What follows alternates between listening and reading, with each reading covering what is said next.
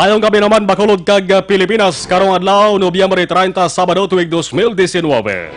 Ang inyong mga tagbalita. Aksyon Eden Aboso. Ako naman Aksyon na Marlon Genovea.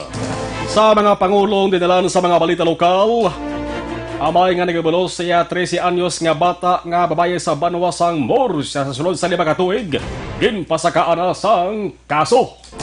Lalaki ginluthang sa duwa ka wala makilala nga persona sa syudad sang Kabankalan. Sa balita pong sudnon, si Games formal na nga magabukas subong nga gabi. Masobra 400 milyones pesos nga balor sang shabu nga nasulod sa Chinese tea bags kag kape na recover sang kapulisan. Sa Balita International, mga estudyante kag retirees nagupod sa ginpatigayan nga rally protesta sa Hong Kong. Sa Balita Entertainment, Judian Santos nakakuha sang Best Actress Award sa Cairo International Film Festival. Alas 6 si Aksyon Radio Philippine Standard Time, detalye sa balita lokal, pagkatapos lamang sa di.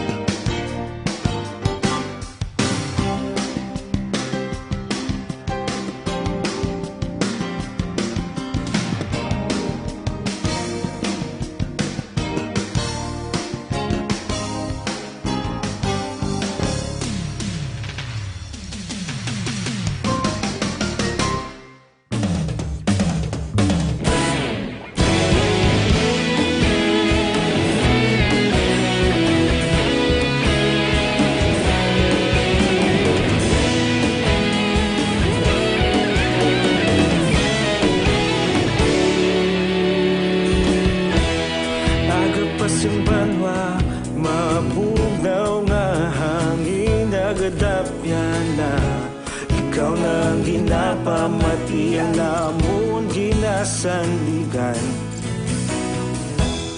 Tingog sang probinsya, kamatuuran ginapalap na. Minsay nga may dala, paglaom kag kasanag. Tinuig na nagligan, ikaw gihapon ang ako nga istasyon. Sa pagbudlak sang adlaw, sa pagtuhaw sang biton. Mga balita nga may dala inspirasyon. Aksyon radyo, bakulog man sa gihapon. Padayon Aksyon radyo, bakulog saludo sa imo.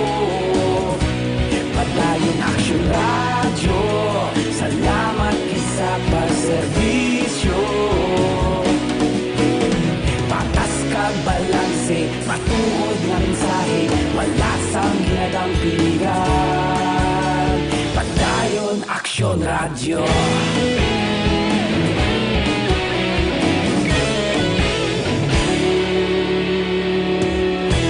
Pagkulong yun kag negosanon, inyong pamatian. Istasyon nga nagapalaplag sang kamatuuran. Mabakod nga Alas 6:18 sa Aksyon Radio Philippine Standard Time, pabalik sa Aksyon Balita Evening Edition sa detalye sang balita lokal. Matapos ang halos 5 ka tuig, humalin nga una na himuslan ang 13 anyos nga bata nga babae. Nagpadangat sang reklamo ang biktima sa mga kapulisan sa Banwasang Morsia. Suro kay Murcia PNP Chief of Police Major Robert De Hocos. Takna alas 3 sa kahapon sang hapon.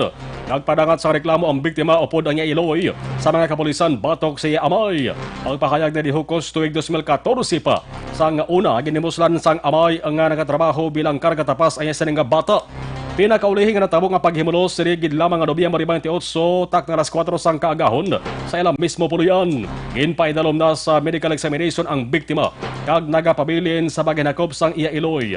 Ginpapanaoga naman sa kapulisan sang protection order ang biktima kag iya iloy agod hindi makabalapit ang suspisado samtang wala pa napasaka ang kaso nga multiple counts of rape.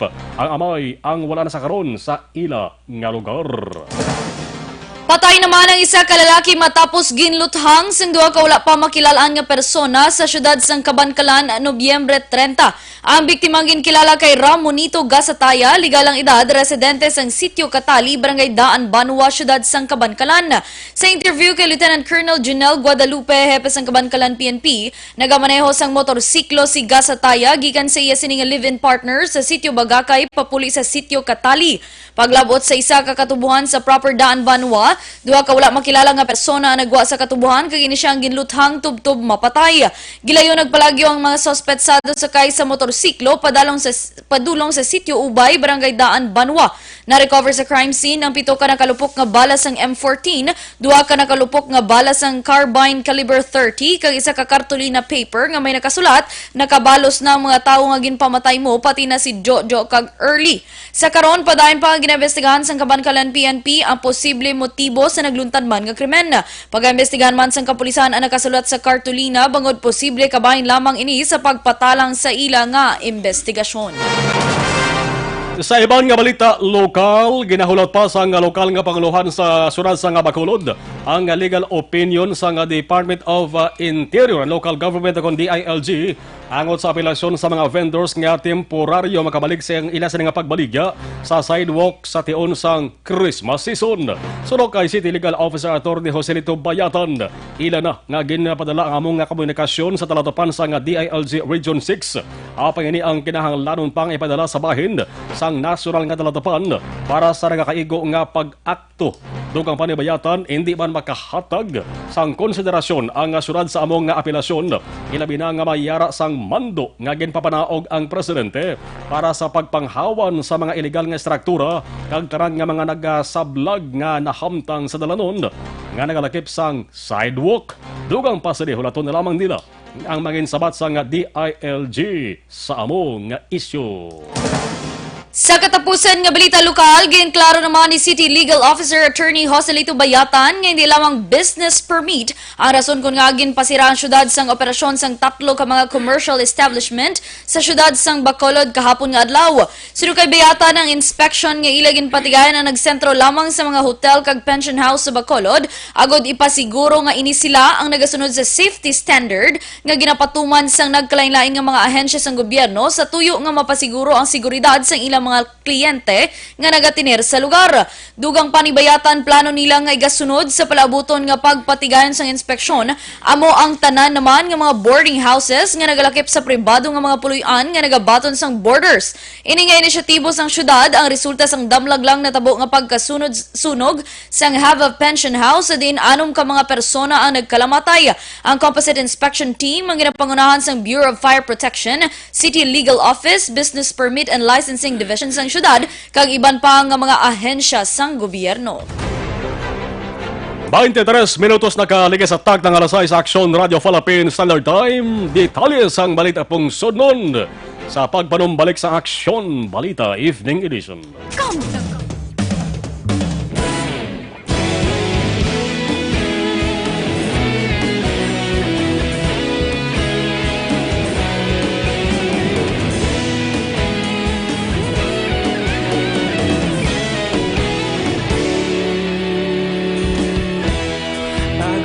Banwa, mabugnaw na hangin nagadapyan na ikaw nang ginapamati ang namon ginasandigan. Tingog sang probinsya, kamatuuran ginapalap na mensahe nga may dala paglaom kag kasanag. Tinuig na nagligan, ikaw gihapon ang ako nga istasyon. Sa pagbudlak sang adlaw, sa pagduhaw sang biton, mga balita nga may dala inspirasyon.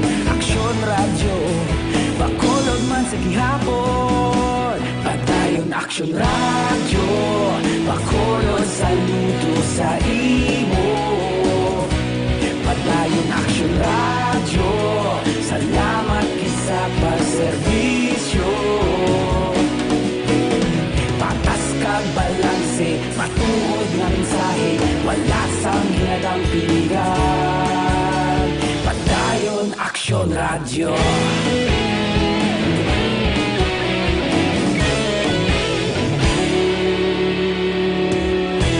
Magkulong nun kag negosanon inyong pamatian.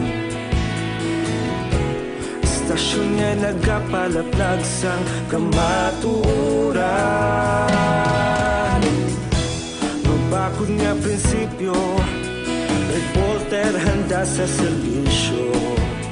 Kahapon, karon kag sa gihapon, kita magapadayon. Tinuig na nagligan, ikaw gihapon ang ako nga istasyon. Sa pagbutlak sang adlaw, sa pagtuhaw sang biton, mga balita na may dala inspirasyon. Aksyon radyo, bakolod man sa gihapon. Padayon Aksyon radyo, bakolod saludo sa imo. Padayon Aksyon radyo, salamat sa pagserbisyo. Patas kag balanse, matuod nga mensahe, wala sang hinadang piligan. Padayon Aksyon radyo. Una sa balita, una sa aksyon, sa bakolod Aksyon Radio. Una sa balita, una sa aksyon, sa bakolod Aksyon Radio. Ikaulog na na'y sabisan ano nga kalintangan. Responsable nga pagbalita, pagdayon nga ipalaknan. Malasig pero sigurado, aksyon nga may dala pagpalanggan.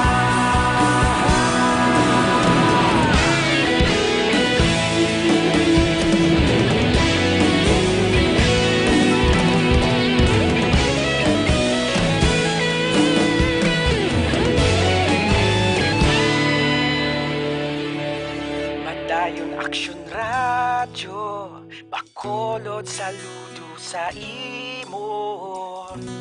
Padayon Aksyon radyo, salamat gid sa pagserbisyo. Padayon Aksyon radyo, bakolod saludo sa imo. Padayon Aksyon radyo, salamat gid sa pagserbisyo. Patas kag balanse, matuod nga mensahe, wala sang ginadang piligan. Padayon Aksyon radyo.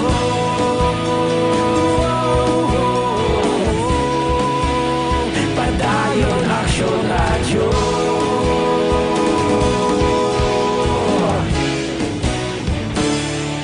Padayon Aksyon radyo.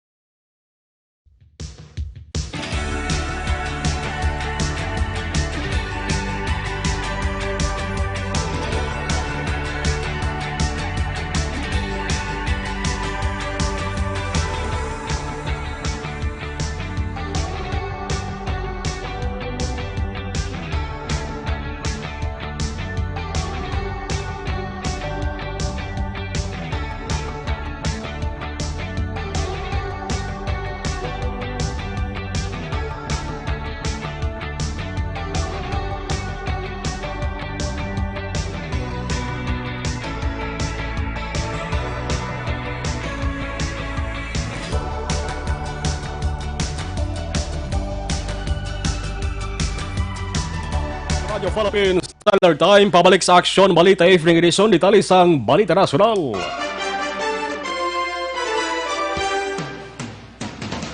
Karon nga gabi, formal na nga mag-aumpisa ang 2019 Southeast Asian Games pagi sa isa ka Ingrande nga opening ceremony sa Philippine Arena sa Bukawi, Bulacan. Suro sa Philippine Sea Games Organizing Committee akon na fisgo plansyado na ang taran para sa Sea Games kag balantayan ang magarbo nga opening. Alas 7, dugay-dugay. Ini ang pinakauna sa maragtas sang regional meet nga patigayonon sa opening show sa isa ka indoor venue. Kalagip sa mga maga-perform karon amo ang mga Filipino world-class performers nga sanday Apple Diap, Lani Misalot sa Jed Manila kag TNT Boys. Ang boxing world champion naman nga sanday Manny Pacquiao kag Ganes F. Peticio. Ang magasindi sa multi-million pesos nga cauldron nga gindisenyo ni National Artist for Architecture Francisco Bobby Maniosa. Nakatambong sa opening ceremony si Presidente Rodrigo Duterte para sa opisyal nga ideklarar ang pag-umpisa sang hampang ni Balawan 56 ka mga sporting events ang patigayonon nga serye sa sabong serye sang SEA Games. Istrikto naman nga seguridad ang ginpatuman na sa Philippine Arena sa Bukawi, Bulacan kundi patigayon ng opening ceremony sa 30th SEA Games. Sa gwapa lamang sang arena, nakadeploy na mga kapulisan kag iban pa nga security personnel. Maghahatag sang mensahe sa House Speaker Alan Peter Cayetano, Chairman sang Philippine Southeast Asian Games Organizing Committee kag Abraham Tolentino, Presidente sang Philippine Olympic Committee kag co-vice chairperson sa mga hinampang. Pagasundan ini sang formal nga open declaration ni Presidente Rodrigo Duterte kag pagasundan sang pila ka mga performances. Sa ibang nga balita, pong sudnon na recover sa otoridad ang kapin 455 milyones pesos nga balor sang ginapatihan shabu sa isa ka apartment sa syudad sang Las Piñas Sabado sang kaagahon o kon kaina sang kaagahon. Suro kay Police Lieutenant General Camino Casculan, Deputy Chief for Operations sang Philippine National Police kon na PNP, may nagpanugid sa ila nga sa apartment sa Manalo Street. Nakaistar ang drug suspect nga darakpan nagligad lamang nga mga inadlaw. Gilayon man nga ginistorya sa mga taga-drug enforcement group kag Philippine Drug Enforcement Agency ang tagiya sang apartment kag nagatag manani sang pahanugot agod magpatagayon sang inspection. Nadiskubrihan sa sulod sa apartment ang pinaka mga bag nga may unod nga shabu nga bolobanta nagabugat sang 67 kilo. Nabutang ini sa mga Chinese tea bags kag kape. Parayon pa sa karon ang investigasyon sa mga otoridad. Sa katapusan nga Balita National, nagpatigayan sang sabayang patak kontra polio campaign ng Department of Health sa subong adlaw sa pihak nga holiday. Ginpatigayan ini sa bugos nga Mindanao kag Metro Manila nga magalawig tubtob Disyembre 7. Abisa sa DOH sa mga ginikanan, pabakunahan ang ilang mga kabataan edad 5 ka tuig panaog. Sunod sa DOH karon nga mayara sang outbreak sang polio sa pungsod, dugang proteksyon ang bakuna agud hindi maigo sang masakit ang mga kabataan. Palayag sang DOH tanan nga kabataan nga wala pa nakatapak sang 5 ka tuig ang kinahanglan mabakunahan bangod kun hindi padayon nga magalapta ang amo nga masakit. Alas 6:32, dugang nga balita matapos lamang sa day.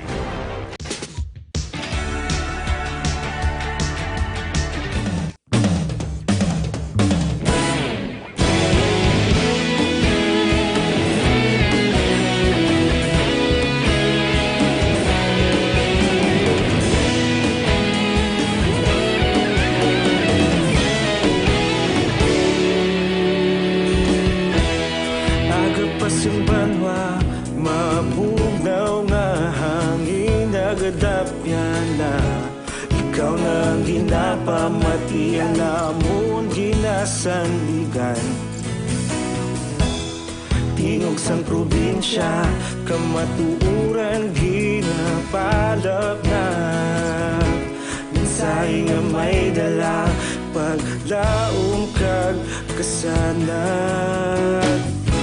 Tinuig na nagligan, ikaw gihapon ang ako nga istasyon. Sa pagbutlak sang adlaw, sa pagtuhaw sang biton. Mga balita nga may dala inspirasyon.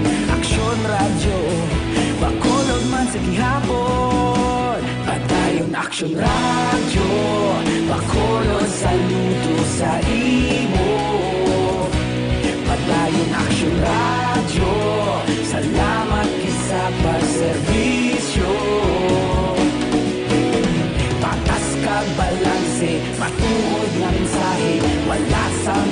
ginadampingan.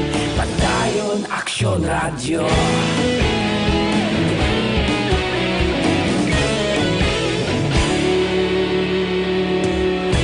Pagkulong kag negosanon inyong pamatian.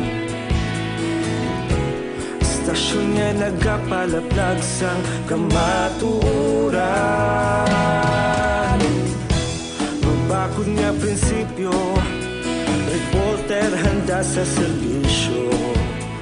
Kahapon, karon kag sa gihapon, kita magapadayon. Tinuig na nagligan, ikaw gihapon ang akon nga estasyon. Sa pagbutlak sang adlaw, sa pagtuhaw sang bituon. Mga balita na may dala inspirasyon. Aksyon Radyo, bakolon man sa gihapon. Padayon Aksyon Radyo, bakolon saludo sa imo.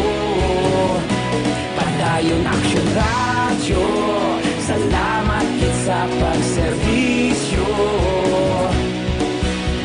Patas kag balanse, matuod nga mensahe, wala sang ginadampigan.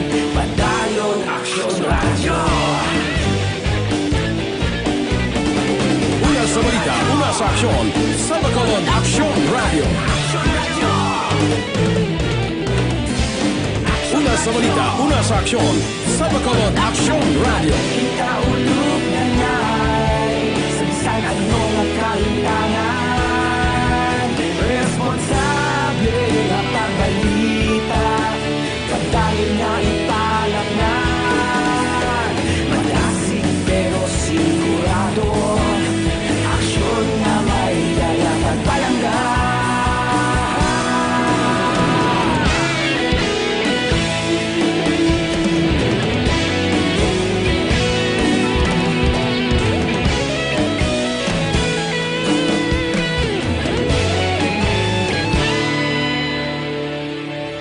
Padayon Aksyon Radyo, bakolod saludo sa imo.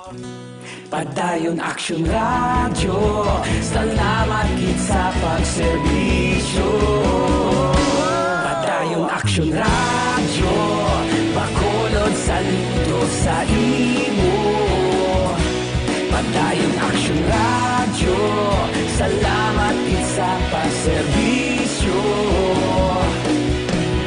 Patas kag balanse, matuod nga mensahe, wala sang ginadampigan. Padayon Aksyon Radyo.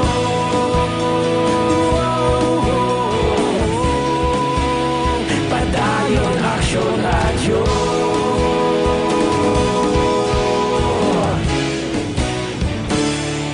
Padayon Aksyon Radyo.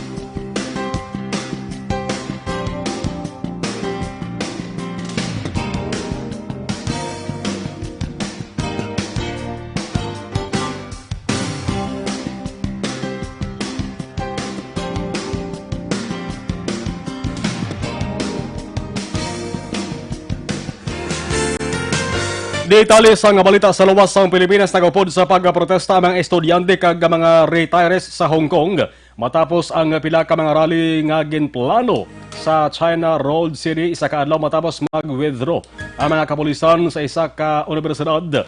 Ini makaligad ang 2 ka semana nga ginagamo. Samtang may naaresto naman ang kapulisan sa Guangzhou City nga isa ka Belizean citizen. Bangod ginaligar naga-entra sa protesta sa Hong Kong matapos ang halos 5 ka bulan nga rally protesta sa Hong Kong. Mas nangin kalmado ini matapos ang local elections. Nagliga nga semana kundiin nagdaog ang mga pro-democracy candidates. Sa ato naman nga balita entertainment, ginkilala bilang Best Actress ang aktres kag kilala bilang teleserye queen nga si Judy Ann Santos sa ika-41 nga Cairo International Film Festival. Nagdaog si Judy Ann matapos ang iya lead role sa isa ka pelikula nga gintiguluhan Mindanao. Pagi man sa social media, nagpasalamat si Judy Ann sa mga tawo nga padayon nagasuporta sa iya. Suno sa aktres, hindi siya makapati sa una, tubtob nga mismo si Brillante Mendoza nga direktor sang among nga pelikula na ang nag-text kag nagpabalo sa iya. Ginpasalamatan man ni Juday ang iya sininga bana nga si Ryan Agoncillo kag 3 ka mga kabataan, subong man ang iya sininga Iloy kag utod. Las 6:42 inyo nabatian detalye sa nga mga balita sa Aksyon Balita Evening Edition. Nobyembre 30 tuwig 2019. Ang inyong mga tagbalita. Aksyon Eden Aboso. Ako naman Aksyon na Marlon Genovea nagpasalamat kag nagaagda sa Aksyon Firing Line for more news, information. Ang komentary kapot kay Aksyon Brian Morden. Una sa balita, una sa Aksyon. Sa Bacolod Aksyon Radio.